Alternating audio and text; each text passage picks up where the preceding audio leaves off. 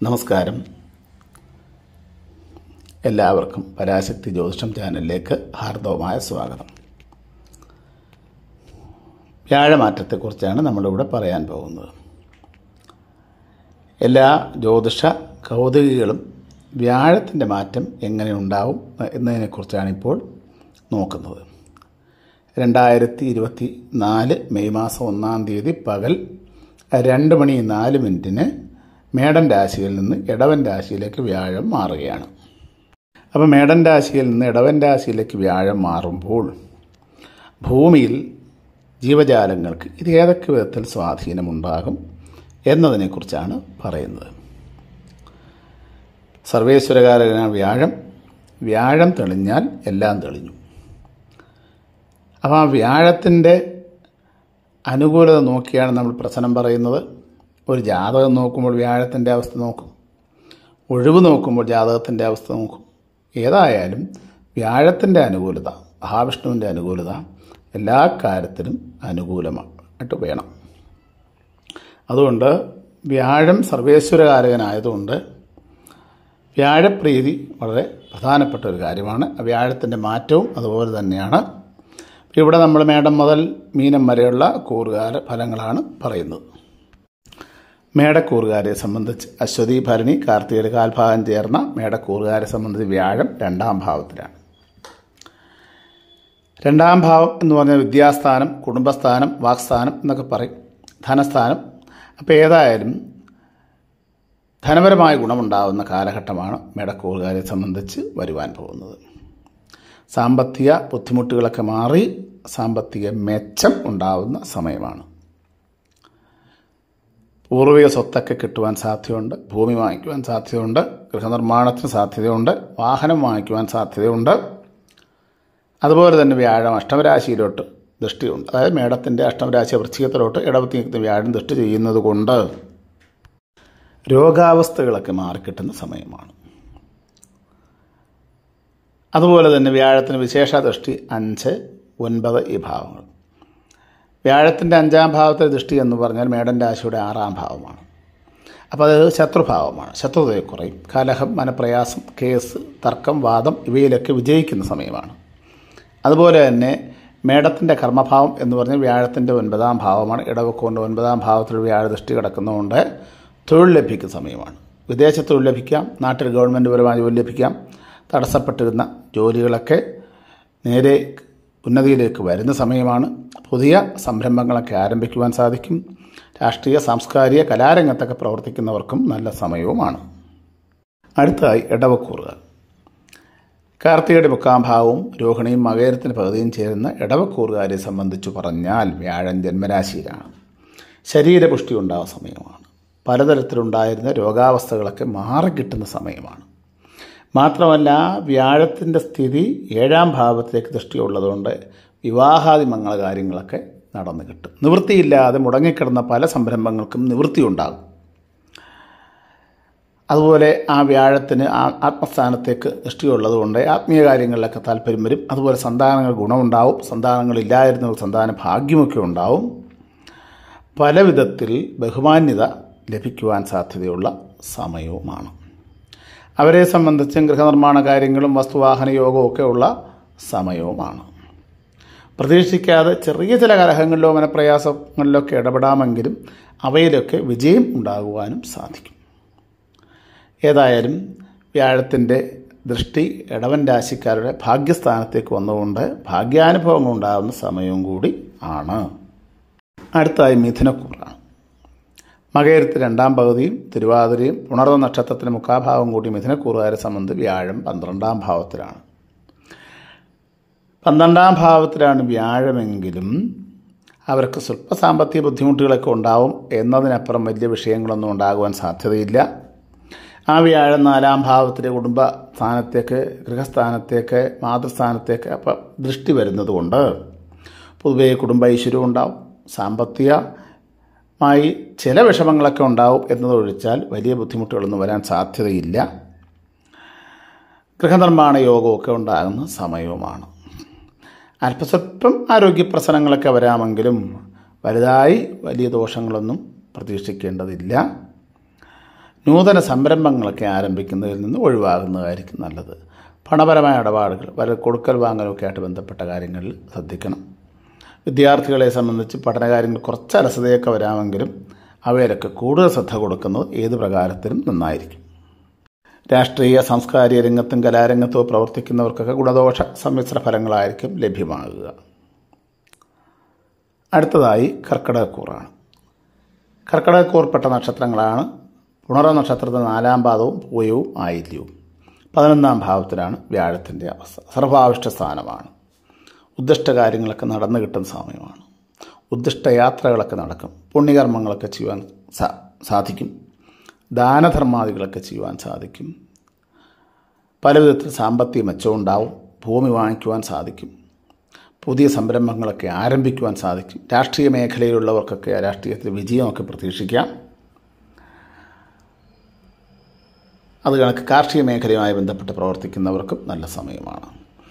നരമ്പ് സംബന്ധമായിട്ട് അസ്ഥി സംബന്ധമായിട്ടൊക്കെ ചെറിയ രോഗാവസ്ഥകളൊക്കെ അവർക്ക് വരാം. വിഷഭയം ഉണ്ടാകുവാനും സാധ്യതയുണ്ട്. അത് ഫുഡ് പോയ്സൺ അല്ലാത്ത തരത്തിലുള്ള വിഷാംശമൊക്കെ ചെന്ന് എന്തെങ്കിലുമൊക്കെ ആരോഗ്യ വിഷയങ്ങളൊക്കെ നേരിട്ടേക്കാം. എന്നാലും പൊതുവേ വലിയൊരു കുഴപ്പങ്ങളൊന്നും ഉണ്ടാകുവാൻ സാധ്യതയില്ല.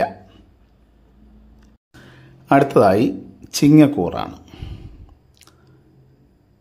ചിങ്ങക്കൂറുകാരെ സംബന്ധിച്ച് പറഞ്ഞാൽ വ്യാഴൻ കർമ്മഭാവത്തിലാണ്. കർമ്മപുഷ്ടി, തൊഴിലഭിവൃദ്ധി ഒക്കെ ഉണ്ടാകുന്ന സമയമാണ്. പല വിധത്തിൽ മുടങ്ങിക്കിടന്ന സംരംഭങ്ങളൊക്കെ വീണ്ടും മുന്നോട്ട് കൊണ്ടുവരാൻ സാധിക്കും. കൊടുത്ത ധനമൊക്കെ തിരിച്ച് ലഭ്യമാകുന്ന സമയമാണ്. പലർക്കും കടം കൊടുക്കുകയോ അല്ലാതെയൊക്കെ നമുക്ക് സാമ്പത്തികമൊക്കെ കിട്ടുവാൻ സാധ്യതയുള്ള വിഷയങ്ങളിലൊക്കെ തിരിച്ച് ലഭിക്കുവാൻ സാധ്യതയുണ്ട്. തർക്കങ്ങളോ വാദങ്ങളോ ഒക്കെ നിന്നിരുന്ന പല കാര്യങ്ങളോ ഒക്കെ അതൊക്കെ ഒഴിവായി കിട്ടും. സഹോദരാദികളെ സംബന്ധിച്ച് ചില വൈഷമ്യങ്ങളൊക്കെ അവരുടെ ഭാഗത്തുനിന്നുണ്ടാവുക, അല്ലെ അവർക്ക് ബുദ്ധിമുട്ടുണ്ടാവുക ഒക്കെ ഉണ്ടായിരുന്നതൊക്കെ ഒഴിവായി കിട്ടും. പിതാവിൽ നിന്നോ മാതാവിൽ നിന്നോ ഒക്കെ അനുകൂലത ലഭിക്കും. അവർക്കൊക്കെ രോഗാവസ്ഥകളൊക്കെ ഉണ്ടായിരുന്നതൊക്കെ മാറി ആരോഗ്യപരമായ മെച്ചമൊക്കെ ഉണ്ടാകുന്ന സമയവുമാണ്.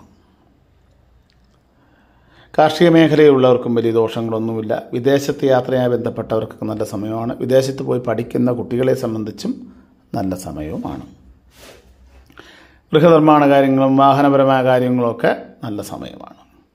കഴിയുന്നിടത്തോളം സാമ്പത്തികപരമായ വിഷയങ്ങൾ ഇടപെടുന്നത് വളരെ സൂക്ഷിച്ച് ചെയ്യുന്നത് ഏത് പ്രകാരത്തിലും നന്നായിരിക്കും. കഫക്കെട്ടുമൊക്കെ ആയിട്ട് ബന്ധപ്പെട്ട രോഗാവസ്ഥകൾ അവർക്കും ഇതുപോലെ വിഷഭയം, അഗ്നിഭയം ഇതിനൊക്കെ സാധ്യതയുണ്ട്. വീഴ്ച, മുറിവ്, ചതവ് ഒക്കെ ഉണ്ടാകാതിരിക്കാൻ പ്രത്യേകം സൂക്ഷിക്കേണ്ടതുമാണ്. അടുത്തായി കന്നിക്കൂറാണ്. കന്നിക്കൂറുകാരെ സംബന്ധിച്ച് ഉത്രത്തിന് മുക്കാലും അത്തവും ചിത്തിരയുടെ പകുതിയും ചേർന്ന കന്നിക്കൂറുകാരെ സംബന്ധിച്ച് വ്യാഴം ഭാഗ്യസ്ഥാനത്താണ്. ഭാഗ്യാനുഭവങ്ങൾ ഉണ്ടാകുന്ന സമയമാണ്. സാമ്പത്തിക മെച്ചമുണ്ടാകുന്ന സമയമാണ്. ഭൂമി വാങ്ങിക്കുവാൻ കഴിയുന്ന സമയമാണ്. ഗൃഹനിർമ്മാണ കാര്യങ്ങളൊക്കെ വർഷങ്ങളായിട്ട് ആഗ്രഹിച്ചിരിക്കുന്നവർക്ക് ഗൃഹനിർമ്മാണത്തിലൊക്കെ സാധിക്കും. വാഹനം വാങ്ങിക്കുവാൻ സാധിക്കും. വിദേശത്ത് പോകാൻ താല്പര്യപ്പെട്ടിരുന്നവർക്ക് അത് സാധിക്കും. വിവാഹാദി മംഗളകാര്യങ്ങളൊക്കെ മുടങ്ങിക്കിടന്നവർക്ക് അതും സാധിച്ചു കിട്ടുന്ന സമയമാണ്. സന്താന ഭാഗ്യമൊക്കെ ഉണ്ടാകുന്ന സമയമാണ്. പൊതുവേ എല്ലാ കാര്യത്തിലും വളരെയധികം അഭിവൃദ്ധി ഉണ്ടാകുന്ന കാലഘട്ടമാണ് കന്നിക്കൂറുകാരെ സംബന്ധിച്ച്. പിന്നെ അല്പസ്വല്പം ആരോഗ്യ വിഷയങ്ങളൊക്കെ വരാം. ചെറിയ നരമ്പ് സംബന്ധമായിട്ടോ അസ്ഥി സംബന്ധമായിട്ടോ അസുഖങ്ങൾ, കഫപീഡ, വാതവായു മുതലായ രോഗാവസ്ഥകളൊക്കെ വരാമെങ്കിലും പേടിക്കേണ്ടതില്ല. നേരത്തെ നടന്ന പല രോഗാവസ്ഥകളും മാറി ആരോഗ്യം ഉണ്ടാകുകയും ചെയ്യുന്ന സമയമാണ്. സന്താനങ്ങളെ സംബന്ധിച്ചവർക്ക് വിദ്യാഭിവൃദ്ധിയൊക്കെ ഉണ്ടാകും. അവർക്ക് തൊഴിലൊക്കെ ലഭ്യമാകും. അവരുടെ മംഗളകാര്യങ്ങളൊക്കെ നടന്നു കിട്ടും.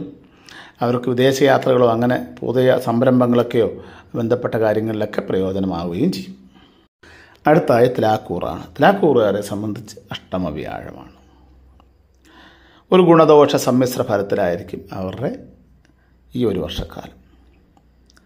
ആവശ്യമില്ലാത്ത കാര്യങ്ങൾക്കൊക്കെ പണം മുടക്കുക, അല്ലെങ്കിൽ പണം കടം വാങ്ങിക്കാൻ ശ്രമിക്കുക, ഇങ്ങനെയൊക്കെയുള്ള കാര്യങ്ങൾ കഴിയുന്നിടത്തോളം ഒഴിവാക്കണം. തർക്കങ്ങൾ, വാദങ്ങൾ ഇവയൊക്കെ ഇടപെടുന്ന വളരെ സൂക്ഷിക്കണം. നിയമപരമായ കാര്യങ്ങളിലൊക്കെ ഇടപെടുന്നതിന് മുമ്പ് 2 or 3 തവണ ആലോചിച്ചിട്ട് ചെയ്യുന്നത് നല്ലതായിരിക്കും. ഏത് കാര്യങ്ങൾ ഇടപെടുന്നതും റെക്കാർഡിക്കലായിട്ട് ചെയ്യുന്നതായിരിക്കും ഏത് പ്രകാരത്തിൽ നല്ലത്. ഇവയൊക്കെ ആണെങ്കിലും അവരെ സംബന്ധിച്ചും പലവിധ ഗുണാനുഭവങ്ങളുണ്ടാവും. കുട്ടികളെ സംബന്ധിച്ചൊക്കെ പഠനകാര്യങ്ങൾക്ക് നല്ല സമയമാണ്. പലവിധ മംഗളകാര്യങ്ങളിലൊക്കെ പങ്കെടുക്കുവാനും പലവിധ മംഗളകാര്യങ്ങളൊക്കെ നടന്നു കിട്ടുവാനും സാധ്യതയുള്ള സമയവുമാണ്. ചിങ്ങമാസത്തിന് ശേഷം ഉള്ള അവരുടെ സമയം കൂടുതൽ ഗുണകരമാവുകയും ചെയ്യും. അടുത്തതായി വൃശ്ചികക്കൂറാണ്. വിശാഖത്തിൻ്റെ അവസാന പാദവും അനിഴവും തൃക്കേട്ടയും ചേരുന്ന വൃശ്ചികക്കൂറുകാരെ സംബന്ധിച്ച് വ്യാഴം നിവൃത്തി സ്ഥാനത്താണ്, 7ാം ഭാവത്തിലാണ്. 7ാം ഭാവത്തിൽ നിൽക്കുന്ന വ്യാഴം വൃശ്ചികക്കൂറുകാരുടെ 11ാം ഭാവത്തിലേക്കും വൃശ്ചികക്കൂറുകാരുടെ 3ാം ഭാവത്തിലേക്കും ദൃഷ്ടിയുണ്ട്. അപ്പം വൃശ്ചികക്കാരെ സംബന്ധിച്ച് വ്യാഴം അനുകൂലമായതുകൊണ്ട് പല കാര്യങ്ങളിലും നിവൃത്തി ഉണ്ടാകും. സാമ്പത്തിക മെച്ചമായിട്ടായാലും രാഷ്ട്രീയ സാംസ്കാരിക പ്രവർത്തനങ്ങളിലായാലും ഗവൺമെൻറ് പരമായ ജോലിയുള്ളവർക്ക് സ്ഥാനക്കയറ്റം, ജോലിയില്ലാത്തവർക്ക് ജോലി ലഭിക്കുക, ബിസിനസ് മുടങ്ങിക്കിടന്നവർക്ക് ബിസിനസ് സംരംഭങ്ങൾ വിജയത്തിലേക്ക് എത്തിക്കുക, ദൂരദേശ യാത്രകൾ, കച്ചവടം മുതലായ കാര്യങ്ങളിലൊക്കെ മെച്ചപ്പെട്ട ഒരവസ്ഥ, വാഹനയോഗം മുതലായി എല്ലാ കാര്യത്തിലും അഭിവൃദ്ധി ഉണ്ടാകും. ചെറിയ ആരോഗ്യ പ്രശ്നങ്ങളൊക്കെ ഉണ്ടാകാമെന്നൊഴിച്ചാൽ വലിയ കുഴപ്പങ്ങളൊന്നുമില്ല. മാതാവിനോ മാതൃബന്ധുക്കൾക്കോ പിതാവിനോ പിതൃബന്ധുക്കൾക്കോ ഒക്കെ ചില വിഷമസന്ധികളൊക്കെ നേരിടുവാൻ സാധ്യതയുള്ള സമയവുമാണ്. മാതാവിൽ നിന്നും പിതാവിൽ നിന്നുമൊക്കെ പൂർവ്വ സ്വത്തൊക്കെ ലഭ്യമാകുവാൻ സാധ്യതയുള്ള സമയവും കൂടിയാണ് വൃശ്ചികക്കൂറുകാരെ സംബന്ധിച്ച്. അടുത്തായി ധനുക്കൂറാണ്. അപ്പം ധനുക്കൂറുകാരെ എടുത്താൽ വ്യാഴം 6ാം ഭാവത്തിലാണ്. അപ്പോൾ വലിയ മെച്ചപ്പെട്ട സ്ഥാനത്തൊന്നുമല്ല. എന്നിരുന്നാൽ തന്നെയും ധനുരാശിയുടെ അധിപൻ വ്യാഴമാണ്. സർവേശ്വരകാരെ വ്യാഴം ധനുരാശിയുടെ അധിപനായതുകൊണ്ട് രോഗഭാവത്തിൽ നിൽക്കുന്ന വ്യാഴം രോഗങ്ങളൊക്കെ ഇല്ലാതെയാക്കി ആരോഗ്യമൊക്കെ വീണ്ടെടുത്ത് തരും. അതുപോലെ ആ ധനുരാശിയുടെ 6ാം ഭാവത്തിൽ വ്യാഴം ധനുരാശിയുടെ കർമ്മഭാവമായ കന്നിരാശിയിലേക്ക് നോക്കുന്നതുകൊണ്ട് കർമ്മപുഷ്ടി ഉണ്ടാകും. നൂതനമായ പല കാര്യങ്ങളും ആരംഭിക്കുവാൻ സാധിക്കും. ബന്ധുമിത്രാദികളെ കൊണ്ടൊക്കെ ചില ഗുണങ്ങളൊക്കെ ഉണ്ടാകും. പലവിധേന സമാധാനം കിട്ടുന്ന വഴികളൊക്കെ ലഭ്യമാകും. പുതിയ സംരംഭങ്ങൾ ആരംഭിക്കുവാനും അതിൽ വിജയിക്കുവാനും സാധിക്കുന്ന സമയമാണ്. കഫസംബന്ധമായ രോഗങ്ങൾ, അത് കണക്ക് വൈറസ് സംബന്ധമായ രോഗങ്ങൾ, ഇങ്ങനെ ചെറിയ ചെറിയ ആരോഗ്യ പ്രശ്നങ്ങളൊക്കെ വരുവാൻ സാധ്യതയുണ്ട്. ആരോഗ്യപരമായി വളരെ സൂക്ഷിക്കുന്നത് നന്നായിരിക്കും. അടുത്തായി മകരക്കൂറാണ്. മകരക്കൂറുകാരെ സംബന്ധിച്ച് പറഞ്ഞാൽ വ്യാഴം ദൃഷ്ടി ചെയ്യുന്നുണ്ട്. വ്യാഴത്തിൻ്റെ വിശേഷ ദൃഷ്ടി 5ലും 9ലും വരുന്നതുകൊണ്ട് മകരൻ രാശിയിലേക്ക് വ്യാഴദൃഷ്ടിയുണ്ട്. വ്യാഴദൃഷ്ടിയുള്ള ഭാഗം പുഷ്ടിപ്പെടുക തന്നെ ചെയ്യും. പല വിധത്തിൽ മകരക്കൂറുകാർക്ക് വൈഷമ്യങ്ങളൊക്കെ നേരിട്ടുകൊണ്ടിരുന്നു. ആ വൈഷമ്യങ്ങളൊക്കെ മാറി ഇനിയിപ്പോൾ അവർക്ക് അനുകൂലമായ സമയമാണ് വരാൻ പോകുന്നത്. പ്രതീക്ഷിക്കാതെയുള്ള സാമ്പത്തിക മെച്ചം, ധനസിദ്ധി, ഭൂമിസിദ്ധി, വാഹനയോഗം, കുടുംബക്കാരിൽ നിന്നൊക്കെ അനുകൂലത, സന്താനങ്ങൾക്ക് പലവിധേന ഉന്നതി, അവർക്ക് തൊഴിൽ, വിവാഹം മുതലായ കാര്യങ്ങൾ, കളത്ര സംബന്ധമായ ഉയർച്ച, അല്ലെങ്കിൽ സ്ത്രീജാതകമാണെങ്കിൽ ഭർത്ത സംബന്ധമായിട്ട് ഉയർച്ച, ഇങ്ങനെ തൊഴിൽപരമായിട്ടും എല്ലാ കാര്യത്തിലും അഭിവൃദ്ധി ഉണ്ടാകും. കലാകാരന്മാരെയൊക്കെ സംബന്ധിച്ച് വളരെ മെച്ചപ്പെട്ട സമയമാണ്. മകരക്കൂറിൽപ്പെട്ട നക്ഷത്രമാണ്. ഉത്രാടത്തിൻ്റെ 3/4 ഭാഗം, തിരുവോണം അവിട്ടത്തിൻ്റെ പകുതി. കുംഭക്കൂറാണ്. കുംഭക്കൂറാന്ന് പറഞ്ഞാൽ അവിട്ടത്തിൻ്റെ 2ാം പകുതിയും ചതയവും പൂരിട്ടാതിയുടെ 3/4 ചെയ്യുന്ന കുംഭക്കൂറ് വ്യാഴം 4ലാണ്. കുടുംബസ്ഥാനത്താണ്. കർമ്മഭാവത്തിൽ ദൃഷ്ടിയുണ്ട്. അഷ്ടം ആയുർഭാവത്തിലേക്ക് ദൃഷ്ടിയുണ്ട്. അതുപോലെ തന്നെ വ്യയസ്ഥാനത്തേക്കും ദൃഷ്ടിയുണ്ട്. ധനവ്യയം കുറഞ്ഞിരിക്കും. ആരോഗ്യം വീണ്ടെടുക്കും. കുടുംബസൗഖ്യം, ഭൂമി വാങ്ങിക്കുക, ഗൃഹം നിർമ്മിക്കുക, മാതൃകുടുംബപരമായിട്ടുള്ള ആൾക്കാരെ സംബന്ധിച്ച് അല്ലെങ്കിൽ മാതാവിൽ നിന്നൊക്കെ അനുകൂലതയുണ്ടാകുക, വാഹനം വാങ്ങിക്കുക, പുതിയ സംരംഭങ്ങൾ ആരംഭിക്കുക മുതലായി എല്ലാ കാര്യത്തിലും അഭിവൃദ്ധി വരും. അതോടൊപ്പം ചെവി, മൂക്ക് സംബന്ധമായിട്ട് ചില രോഗാവസ്ഥകളൊക്കെ വരാം. നരമ്പ് സംബന്ധമായിട്ട് അസുഖങ്ങൾ, ചെറിയ വീഴ്ച, മുറിവ് ഇതിനൊക്കെ സാധ്യതയുണ്ട്. വാഹനങ്ങളൊക്കെ കൈകാര്യം ചെയ്യുന്നവർ സൂക്ഷിക്കുകയും ചെയ്യുന്നത് ഏത് പ്രകാരത്തിലും നന്നായിരിക്കും.